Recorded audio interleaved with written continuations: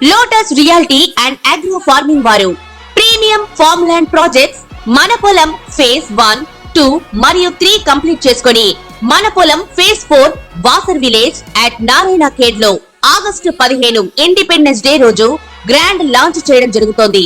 Launching మరియు independence day సందర్భంగా 5 guntas land out rate లో బుక్ చేసుకున్న వారికి 1,50,000 రూపాయల డిస్కౌంట్ తో పాటు 2 గ్రాముల గోల్డ్ ఫ్రీగా ఇస్తున్నారు. పూర్తి వివరాలకు సంప్రదించండి. భక్తి దేవరాయ ఛానల్ ప్రేక్షకులకి నమస్కారం. ఈ సెప్టెంబర్ నెల మాస ఫలితాలు నేను ఇప్పుడు చెప్పబోతున్నాను. సెప్టెంబర్ నెలలో 7వ తారీఖు నుంచి గణపతి నవరాత్రులు ప్రారంభం అవుతున్నాయి. భాద్రపద మాసం సెప్టెంబరు 4వ తారీఖు నుంచి ప్రారంభమవుతుంది. సెప్టెంబర్ నెలలో గణపతి ఉత్సవాలు జరుగుతున్నాయి కనుక అందరూ గణపతిని ప్రార్థించి తమ కోరికలు నెరవేర్చుకునేలాగా గణపతిని ప్రార్థించి పూజలు చేస్తారని ఆశిస్తున్నాము. ముందుగా ఓం శ్రీ మహాగణాధిపతియే నమః, ఓం శ్రీ మాత్రే నమః. ద్వాదశ రాశులకి సెప్టెంబర్ నెల ఎలా ఉంటుంది, ఏ దేవతను పూజించాలి, వారికి అనుకూలమైన రోజులు ఏమి, ప్రతికూలమైన రోజులు ఏమిటి, గణపతి నవరాత్రుల్లో ఏ గణపతిని వారు పూజించితే వారు అభివృద్ధిలోకి వస్తారు అనే విషయాలు నేను ఇప్పుడు చెప్పదలుచుకున్నాను. తదుపరి చివరి రాశి మీనరాశి. మీనరాశికి అధిపతి గురువు. మీనరాశిలో పూర్వభాద్రం 1 పాదము, ఉత్తరాభాద్రం 4 పాదాలు, రేవతి 4 పాదాలు ఉంటాయి. మీనరాశి వారికి ఈ నెల ఈ మాసంలో సాధారణ ఫలితాలు, మిశ్రమ ఫలితాలు ఉన్నాయి. అలాగని చాలా అభివృద్ధి ఉండదు, అట్లాగని అభివృద్ధి లేకుండానూ ఉండదు, మిశ్రమంగా ఉంటుంది.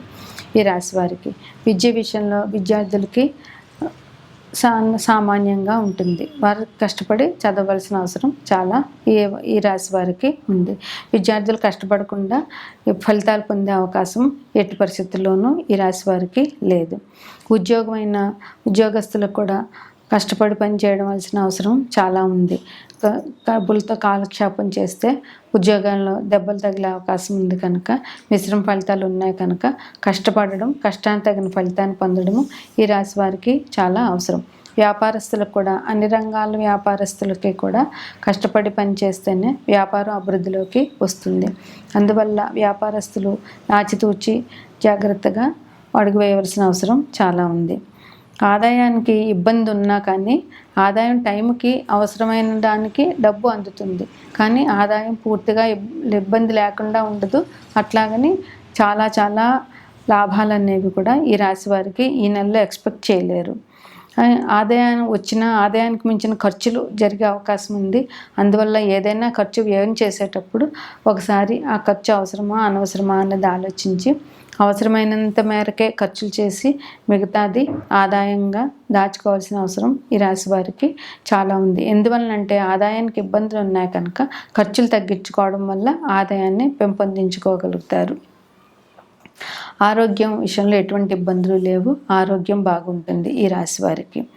ఉద్రేకం లేకుండా సామరస్య ధోరణితో ఉండాలి.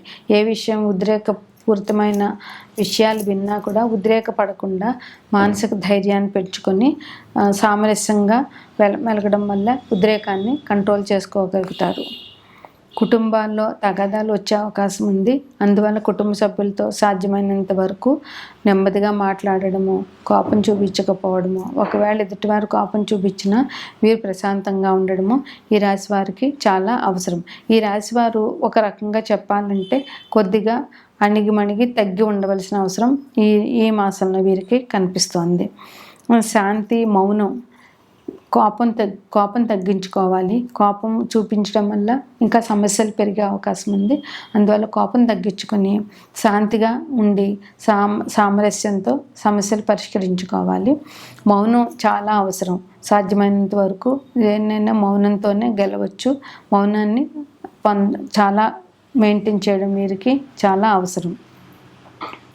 చిన్న విషయాలే పెద్దగా ఆలోచించి, చిన్న విషయం గురించి ఆలోచించి ఎదుటి వారిని ఆ చిన్న విషయం గురించి రాజరంపాన్ని పెట్టేసి ఇట్లాంటివి చేయకూడదు. చిన్న విషయాల్ని పెద్ద విషయాలుగా చూడకుండా ఎక్కడికక్కడ ఆ విషయాన్ని వదిలేసేసి ఫర్దర్ వెళ్ళిపోవడము. నిన్న జరిగింది నిన్నే మర్చిపోయి ఈరోజు విషయం ఈరోజు మాట్లాడేలాగా ఉండాలి. చిన్న విషయాన్ని దాన్ని లాగి పెద్ద చేసి గొడవలు చేసుకుంటే కుటుంబంలో గొడవలు చిక్కుపోయే అవకాశం చాలా ఉంది ఈ రాశి వారికి. ఇంకా నిద్రకు సంబంధించిన సమస్యలు కూడా ఈ రాశి వారికి చుట్టుముట్టే అవకాశం ఉంది. నిద్రలేమి, నిద్ర పట్టకపోవడం ఇట్లాంటివి ఉంటాయి. అందువల్ల దైవ ప్రార్థన చేసుకుని నిద్రకు ఉపక్రమించవలసిన అవసరం ఈ రాశి వారికి చాలా ఉంది. ఇతరుల విషయాల్లో తలదూర్చడం అస్సలు మంచిది కాదు. ఇతరుల విషయాలకి సాధ్యమైనంత వరకు సలహాలు సంప్రదింపులు ఇవ్వకుండా మీ పని మీరు చేసుకోవడము, ఇతరులు అడిగినా కూడా దానికి సాధ్యమైనంత వరకు తప్పించుకోవడము, తప్పని పరిస్థితుల్లో ఆచితూచి వారికి సలహాలు ఇవ్వడము చేయాలి. లేదంటే వాళ్ళ వల్ల మీరు నిందలు పడే అవకాశాలు ఈ రాశిలో వారికి చాలా ఎక్కువగా ఉన్నది. వీరికి ఏలినాటి శని దోషం నడుస్తోంది. అందువల్ల శనీశ్వరుని నుంచి పొందడానికి, శనీశ్వరుని నుంచి అనుగ్రహం పొందడానికి శనీశ్వరుడికి ప్రదక్షిణాలు చేయడము, నవగ్రహాలకు ప్రదక్షిణాలు చేయడము, శనీశ్వరుడికి అభిషేకం చేయించుకోవడము, లేదా శనీశ్వరుడిది శ్లోకం 108 సార్లు చదవడము, నవగ్రహాలకు 11 ప్రదక్షిణాలు చేయడము, హనుమాన్ చాలీసా పారాయణ చేయడము, హనుమంతుడి గుడిలో ప్రదక్షిణాలు చేయడము చాలా అవసరం. కాళికాదేవి పూజ కూడా వీరికి చాలా మంచి ఫలితాన్ని ఇస్తుంది. ఓం నమో నారసింహాయ నమః అనే మంత్రాన్ని 21 రోజులు రోజుకు 108 సార్లు పఠించవలసిన అవసరం చాలా ఎక్కువగా ఉంది. రాహుకేతుల బలం కూడా వీరికి చాలా తక్కువగా ఉంది. అందువల్ల రాహు బలం కావాలి అని అంటే రాహు గ్రహ స్తోత్రం 108 సార్లు పఠించడము, దుర్గాదేవి పూజలు చేయడము, లేదా దుర్గాదేవి స్తోత్రం చేయడము, దుర్గాదేవి దర్శనం చేసుకోవడం వల్ల రాహు బలాన్ని పొందవచ్చు. కేతు బలం పొందాలి అని అంటే గణపతి పూజ శ్రేష్టం. ఎనీవే సెప్టెంబర్ 7వ తారీఖు నుంచి గణపతి నవరాత్రులు మొదలవుతున్నాయి కనుక గణపతి పూజ చేయడము, గణపతి అనుగ్రహాన్ని పొందడము వల్ల వీరు కేతుగ్రహ దోషం నుంచి తప్పించుకోవచ్చు. వీరికి 2, 6, 13, 14, 23, 25, 29 తేదీలు అనుకూలం. ఈ అనుకూల దినాల్లో మంచి కార్యాలు చేసి అభివృద్ధిలోకి రావాలి. 2, 4, 8, 10, 18, 20, 21, 27 ప్రతికూల దినాలు. ఈ రోజుల్లో మంచి కార్యాలు ఏమీ మొదలు పెట్టకుండా ఉండవలసిన అవసరం చాలా ఉంది. వీరు హరిద్ర గణపతిని అంటే పసుపు గణపతిని పూజించడం వల్ల చాలా అభివృద్ధిలోకి వస్తారు. బేసిన్ లడ్డూని, అరటిపండుని గణపతికి నివేదించడం వల్ల గణపతి అనుగ్రహాన్ని పొందగలుగుతారు. భక్తి దేవరాయ ఛానల్ ప్రేక్షకులకి గణపతి నవరాత్రి శుభాకాంక్షలు. మనకి శ్రావణ మాసం వెళ్ళిపోయేది. భాద్రపద మాసం సెప్టెంబర్ 4వ తారీఖు నుంచి మొదలవుతుంది. సెప్టెంబర్ 7వ తారీఖు నుంచి గణపతి నవరాత్రులు ప్రారంభం అవుతాయి. తెలుగు మాసాలలో 7వ మాసం భాద్రపద మాసం.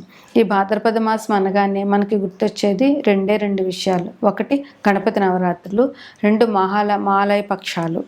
గణపతి నవరాత్రులు అన్ని కులమత వర్ణభేదం లేకుండా అందరూ గణపతి నవరాత్రులు చేస్తారు. అది ఎవరింట్లో వారు. కొన్ని పండుగలు ఇప్పుడు సంక్రాంతి, దీపావళి ఇట్లాంటివి ఎవరింట్లో వాళ్ళు చేసుకుంటారు. అయితే గణపతి నవరాత్రులు ఒకటి, దేవి నవరాత్రులు ఒకటి ఎవరింట్లో వాళ్ళు చేసుకుంటూ మళ్ళీ వారి కాలనీలో వారి దగ్గర కొంతమంది కుటుంబ సభ్యులు కలిసి విగ్రహాన్ని నిలుపుకొని పూజలు చేస్తారు. ఇది చాలా సంతోషకరమైన విషయం. ఇట్లాగా పందిట్లో గణపతిని నిలిపి పూజ చేయడం వల్ల ఆ కాలనీ వాసులందరికీ కూడా సుఖ సౌఖ్యాలు లభిస్తాయని అందరి విశ్వాసం. అంతేకాకుండా మన కోసం మనం చేయడం కంటే ఇలాగ 10 మంది కలిసి చేసుకోవడం వల్ల మన సుఖంతో పాటు 10 మంది అభివృద్ధిని, మన కాలనీ అభివృద్ధిని, కాలనీలో ఉన్న జనాలందరికీ సుఖ సంతోషాలు కలగాలని పూజించడం వల్ల అది అందరికీ చాలా మంచి జరుగుతుంది. ఎప్పుడూ కూడా పూజ చేసేటప్పుడు మనం చెప్పవలసింది ఏంటంటే మన సుఖం మనదే కాకుండా లోక సమస్త సుఖినో భవంతు అని చెప్పాలి. ఎందుకంటే లోకంలో జనులందరూ సుఖంగా ఉండాలి. మన ఇరుగు పొరుగు సుఖంగా ఉంటేనే మనం సుఖంగా ఉండగలుగుతాం. ఇరుగు పొరుగు కష్టపడుతూ ఉంటే వారి సహాయ సహకారాలు లేకపోతే ఏ వ్యక్తి కూడా ఏమీ చేయలేడు. అందువల్ల ఇట్లా పండుగలు ఇలాగ 10 మందితో చేసుకోవడం అన్నది చాలా మంచిది. అదే ఇక్కడ వర్ణ భేదాలు ఏమీ లేవు. అన్ని వర్ణాల వారు కలిసి పండుగ చేసుకుంటారు. అలాగే అన్ని వర్ణాల వారు తమకు తోచిన ప్రసాదాలు తీసుకొచ్చి గణపతికి నివేదన చేసి పూజ అయినాక పరస్పరం ఒకరికొకరు అందరూ ఆ ప్రసాదాన్ని తీసుకుంటారు. అందువల్ల అందరికీ సహకారం ఉంటుంది, ఒకరి మీద ఒకరికి అభిమానం పెరుగుతుంది. ఇలా చేసుకోవడం వల్ల ఆ కాలనీ అభివృద్ధి కూడా చెందుతుంది. అలాగే గణపతి పూజలో ముఖ్యమైనది ఏంటంటే గణపతి శుద్ధ చవితి రోజుని గణపతి పూజ చేస్తారు. ముందుగా గణపతి విగ్రహాన్ని తీసుకొచ్చి గణపతికి పందిరి వేసి వీలైనంతలో పందిరి వేసి పూజ చేస్తారు. గణపతి మామూలుగా ముందు పసుపు గణపతిని పూజించాలి, తరువాత విగ్రహానికి పూజ చేయాలి. గణపతి పూజలో ముఖ్యమైనది పత్రి పూజ. పత్రి పూజ అంటే అసలు వర్షాకాలంలో ఎండాకాలం వెళ్ళిపోయి వర్షాకాలం వస్తే ప్రజలందరికీ కూడా ఆరోగ్యపరమైన ఇబ్బందులు చాలా ఎదుర్కోవాల్సి వస్తుంది. అందువల్ల ఈ పత్రి పూజలో అన్ని పత్రులు మనం గణపతికి చూసే పూజ పత్రులన్నీ కూడా ఆరోగ్యానికి సంబంధించినవే. అందువల్ల ఈ పత్రి పూజ చేయడం వల్ల ప్రజలందరికీ ఆరోగ్యం రావాలి అనేదే గణపతి ఉద్దేశం. అందువల్ల ఈ పత్రి పూజని గణపతికి చేస్తారు. అట్లాగే పత్రి పూజ అయినాక గరిక పూజ. గణపతికి గరిక పూజ చాలా విశేషం. రోజు ఇంట్లో గణపతికి గరికతో పూజించినా కూడా చాలా విశేషమైన ఫలితాలు పొందుతారు. అందువల్ల గరిక పూజ గణపతికి చాలా ముఖ్యమైనది. అట్లాగే పందిట్లో గణపతిని ప్రతిష్ఠించినప్పుడు అది 5 రోజులు కొంతమంది మన శక్తి కొలది, 5 రోజులు కొంతమంది, 7 రోజులు, 9 రోజులు, 11వ రోజు అన్ని రోజులు ఉంచుతారు గణపతికి. ఈ అన్ని రోజులు కూడా ఉదయం సాయంత్రం గణపతికి పూజ చేసి తగిన వాళ్ళకి శక్తి అనుసారం గణపతికి నివేదన చేస్తారు. 11వ రోజున గణపతి నిమజ్జనానికి వెళ్ళేటప్పుడు శక్తి కొలది అన్నదానం చేస్తారు. దానివల్ల పేద బిక్కి ఏమి ఇంట్లో పూజ చేసుకోలేని వాళ్ళు, అనాథలు, ఇట్లాంటి వాళ్ళందరూ కూడా ఈ పందిట్లోకి వచ్చి గణపతిని చూసుకుని గణపతి ప్రసాదం అన్నదానం తిని వాళ్ళు సుఖంగా ఉంటారు. 10 మందికి అన్నదానం చేసినందువల్ల ఆ కాలనీ వాసులందరికీ కూడా అభివృద్ధి ఉంటుంది. అన్నదానం మించిన దానం ప్రపంచంలో లేదు. అందువల్ల అన్నదానం చేయడం అన్నది అనాదిగా వస్తున్న ఆచారం. అన్నదానం చేసి గణపతిని తీసుకెళ్ళి నీటిలో కలిపేస్తారు. అది ఈ గణపతి విశిష్ట పూజ.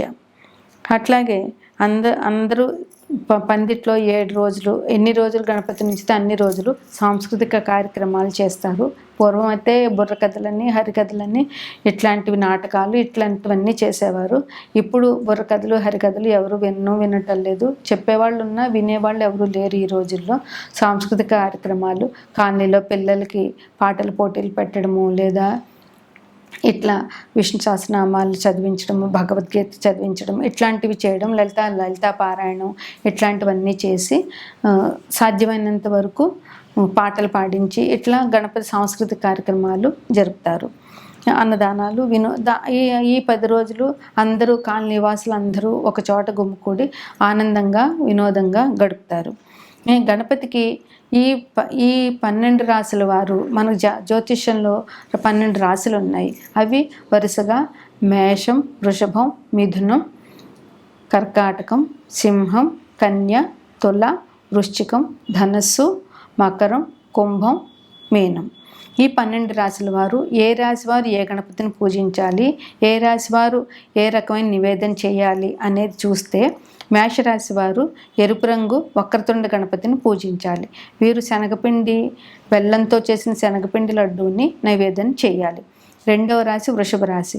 వీరు సిద్ధి వినాయకుడిని, నీలిరంగు సిద్ధి వినాయకుడిని పూజించాలి. వీరు కొబ్బరి లడ్డూని, చక్కెరతో చేసిన కొబ్బరి లడ్డూని నివేదన చేయాలి. మిథున రాశి వారు లక్ష్మీ గణపతిని పూజ చేయాలి. వీరు పెసర లడ్డూని గణపతికి నివేదన చేయాలి. కర్కాటక రాశి వారు వక్రతుండ గణపతిని, తెల్ల రంగు వక్రతుండ గణపతిని పూజించాలి. వీరు పాలతో చేసిన అన్నం పాయసం గణపతికి నివేదన చేయాలి. సింహరాశి వారు లక్ష్మీ గణపతిని పూజించాలి. లక్ష్మీదేవితో కూడిన గణపతిని పూజించాలి. వీరు మోతీచూర్ రెడ్డిని నివేదన చేయాలి. కన్యారాశి వారు ఆకుపచ్చ రంగు గణపతిని పూజించాలి. వీరు పెసరతో చేసిన లడ్డూని, ఎండు ద్రాక్ష ఫలాన్ని గణపతికి నివేదన చేయాలి. తులారాశి వారు తెలుపు వక్రతుండ గణపతిని పూజించాలి. వీరు కొబ్బరికాయ, అరటిపండు, కొబ్బరి లడ్డు నివేదన చేయాలి. వృశ్చిక రాశి వారు శ్వేతార్క గణపతిని పూజించాలి. వీరు బెల్లం లడ్డు, ఎండు ఖర్జూరాలు గణపతికి నివేదన చేయాలి. ధనుసు రాశి వారు పసుపు రంగు గణపతిని పూజించాలి. అరటి పండ్లు, శనగపిండి లడ్డు గణపతికి నివేదన చేయాలి. మకర రాశి వారు శక్తి గణపతిని పూజించాలి. నీలిరంగు శక్తి గణపతిని పూజించాలి. వీరు నువ్వులతో చేసిన లడ్డూని దేవునికి నివేదన చేయాలి. కుంభరాశి వారు నీలిరంగు శక్తుల గణపతిని పూజించాలి. వీరు సున్నుండలు కానీ లేదా బెల్లం లడ్డూని కానీ గణపతికి నివేదన చేయాలి. మేనరాశి వారు పసుపు రంగు గణపతిని పూజించాలి. వీరు బేసిన్ లడ్డు, అరటిపండు గణపతికి నివేదన చేయాలి. 11 రోజులు అయిపోయినాక గణపతిని నిమజ్జనం చేసేటప్పుడు అన్నదానం చేసి పుట్టి కొట్టి అందరూ సరదాగా హల్దీ ఆడుకుని అప్పుడు గణపతిని నిమజ్జనానికి పంపిస్తారు. గణపతి నిమజ్జనం జరుగుతున్నంతసేపు కూడా గణపతి అందరి కాలనీలో ఊరేగిస్తారు. ఊరేగించినప్పుడు గణపతికి ధూపదీప నైవేద్యాలు సమర్పించి, కొబ్బరికాయ, అరటిపళ్ళు, శక్తి కొలది సమర్పించి గణపతి ప్రసాదాన్ని తీసుకుని గణపతిని సాగనంపడం మన ఆచారం. ఇది అన్ని పండుగల్లో చాలా శ్రేష్టమైనది. ఏ పూజ చేయాలన్నా మనం ముందు గణపతిని పూజించాలి. మనకి ఏ విఘ్నాలు లేకుండా మన కార్యక్రమం జరగాలంటే, ఉదాహరణకి ఒక నామకరణం, ఒక పెళ్ళి, ఒక గృహప్రవేశం, ఏదైనా చిన్నది ఏదైనా, ఈవెన్ దేవి నవరాత్రుల ముందు కూడా ముందు పసుపు గణపతిని పూజించే గణపతిని పూజిస్తాం. ఆఖరికి గణపతి పూజకు కూడా ముందు పసుపు గణపతిని పూజించే గణపతిని పూజిస్తాం. అందువల్ల దేనికైనా అన్ని విఘ్నాలకి నాయకుడు ఈయన కనుక ముందు గణపతిని పూజించితే మనం ఏ కార్యక్రమం తలపెట్టినా, ఏ పని చేసినా ఎటువంటి విఘ్నాలు లేకుండా ఆయన మనని అనుగ్రహిస్తారు. అందువల్ల గణపతి పూజ సర్వశ్రేష్టం.